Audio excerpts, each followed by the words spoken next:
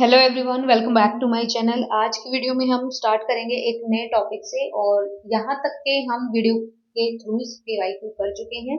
अगर किसी ने नहीं देखे हैं तो आप जाके देख सकते हैं, वन बाय वन आपको वीडियो मिल जाएंगी टॉपिक वाइज।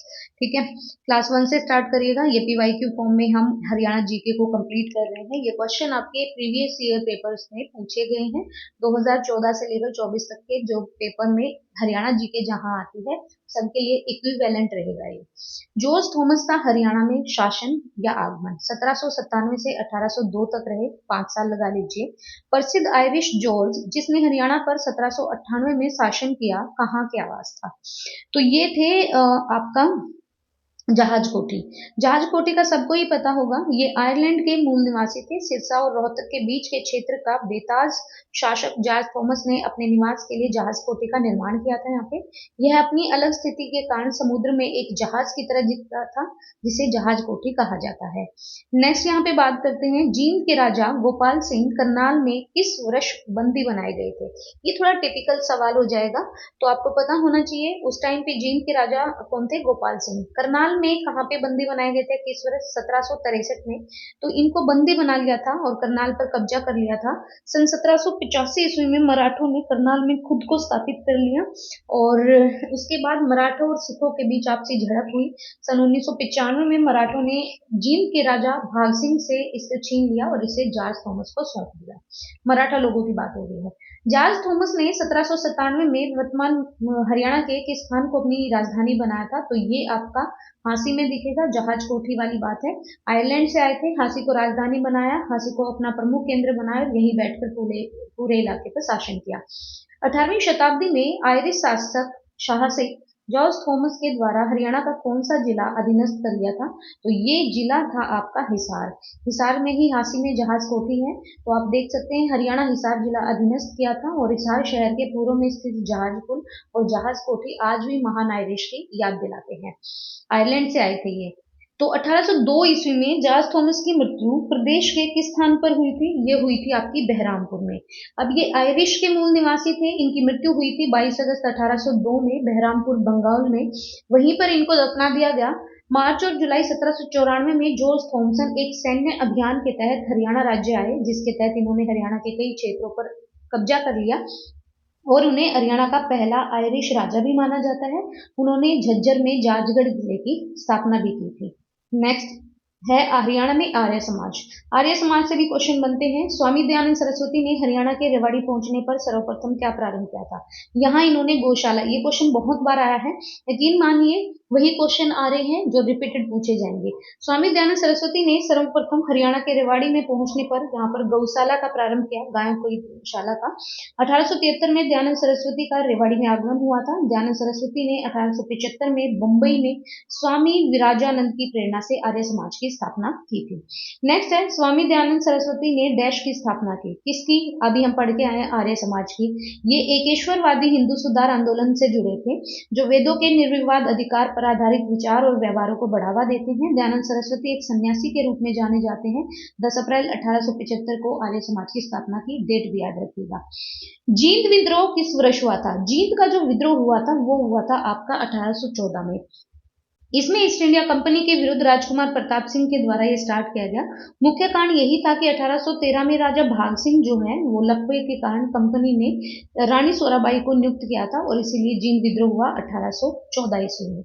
आज का हरियाणा ब्रिटिश शासन के नियंत्रण में किस वर्ष को आया था? ये 1803 को सुरजी अंजन की संधि याद रखिएगा और अंग्रेजों का भी स्थापत्य हो गया था, तो ईस्ट इंडिया कंपनी को सौंप दिया गया था हरियाणा। और 1832 में ये क्षेत्र जो है तत्कालीन पश्चिमोत्तर प्रांत को हस्तांतरित किया गया और 1858 में ये पंजाब का क्या बन गया? एक हिस्सा बन गया। फिर 1966 तक ये पंजाब का हिस्सा रहा। 1 नवंबर 1966 को हरियाणा और हिमाचल अलग बना था, पहले हरियाणा एक अलग राज्य के रूप में स्थापित किया गया। अंबाला में ब्रिटिश छावनी कब स्थापित हुई? अंबाला में ब्रिटिश छावनी की बात करें तो 1843 में, काफी पुराना शहर है अंबाला। ये छावनी भारत के हरियाणा राज्य के अंबाला में है। इसकी स्थापना 1843 में की गई। यह वैज्ञानिक शल्य चिकित्सा उपकरणों के निर्माण का एक मुख्य केंद्र है और ये निकाय वर्ष 2006 के छावनी अधिनियम के द्वारा नियंत्रित है। इसका मुख्यालय जो है रेस कोर्स रोड पर स्थित है, ध्यान रखिएगा, इंपॉर्टेंट है, रेस कोर्स पर। नेक्स्ट आगे चलते हैं। सन 1809 से 10 के दौरान समस्त हरियाणा किसके अधिकार में था? ये था आपका अंग्रेजों के अधिकार में। अभी 1803 में हम पढ़ के आए हैं, तो 1809-10 के दौरान समस्त हरियाणा अंग्रेजों के क्षेत्र में आ गया। और 1809 ईस्वी में अमृतसर की संधि हुई महाराजा रणजीत सिंह और अंग्रेजों के मध्य। इस संधि के परिणाम स्वरूप जो सतलुज नदी थी उसको ब्रिटिश राज और रणजीत सिंह के बीच सीमा के रूप में तय किया, अर्थात सतलज जो नदी के पूर्व का सारा क्षेत्र अंग्रेजों के अधीन आया, जिसमें हरियाणा क्षेत्र भी सम्मिलित था। राव तुलाराम ने राव गोपाल देव और राव धन सिंह के साथ अहिर जो जाति है उनको एकत्रित किया। 1857 में अंग्रेजों के साथ युद्ध किया। ये थे आपके राव तुलाराम, और ये बात हो रही है नसीबपुर किले की। राव तुलाराम ने राम गोपाल देव और राव धन सिंह के साथ अहिर लोगों को नसीबपुर किले में इकट्ठा किया, जिन्होंने 16 नवंबर 1857 को अंग्रेजों के साथ युद्ध किया, और जिसमें लगभग 5000 से ज्यादा सिपाही क्या हो गए? शहीद हो गए। मैं आपको बता दूं कि अंबाला से 10 मई 1857 को क्रांति स्टार्ट हो गई थी। बाद में पूरे भारत में मतलब मेरठ से स्टार्ट हुई, लेकिन हरियाणा में पहले ही स्टार्ट हो गई थी। 1857 की क्रांति टाइम से पहले हो गई थी और किसी ने न्यूज फैला दी थी, तो ये भी एक विद्रोह का कारण बना था। 1857 की क्रांति को स्वतंत्रता संग्राम का पहला युद्ध जो हमारे सावरकर साहब है दामोदर राव, उन्होंने वीडी सावरकर, ठीक है, उन्होंने ही इसको एक पहला स्वतंत्रता संग्राम की संज्ञा दी थी। तो कुछ लिंक करके भी पढ़िएगा। 1857 की क्रांति में हरियाणा के वीरों के पराजय का कारण क्या था?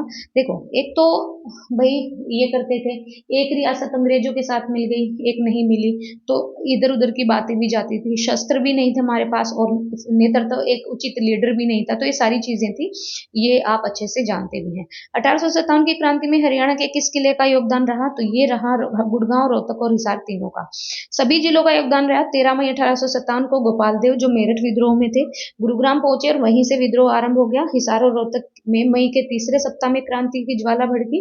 1857 की क्रांति में जींद, नाभा और पटियाला रियासत ने क्रांतिकारियों का साथ न देकर, देखो, जींद की, नाभा की और पटियाला के जो रियासती राजा थे उन्होंने अंग्रेजों का साथ दिया था। नेक्स्ट है, हरियाणा में 1857 की क्रांति का बीज कहां से शुरू हुआ? ये हुआ अंबाला छावनी से 10 मई 1857 को। बिशारत अली और सबर खान का हरियाणा में 1857 की क्रांति के दौरान विशेष योगदान रहा। इस दौरान यहाँ पर सरकारी कार्यालय को जलाने के साथ ही जेल से कैदियों को मुक्त कराने का कार्य भी हुआ।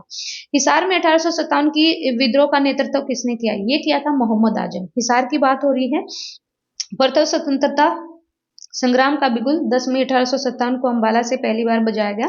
फरीदाबाद में धनु सिंह, बल्लभगढ़ में गफूर अली, पलवल में हरसुख राय आदि भी दौर के जो नेता बने थे।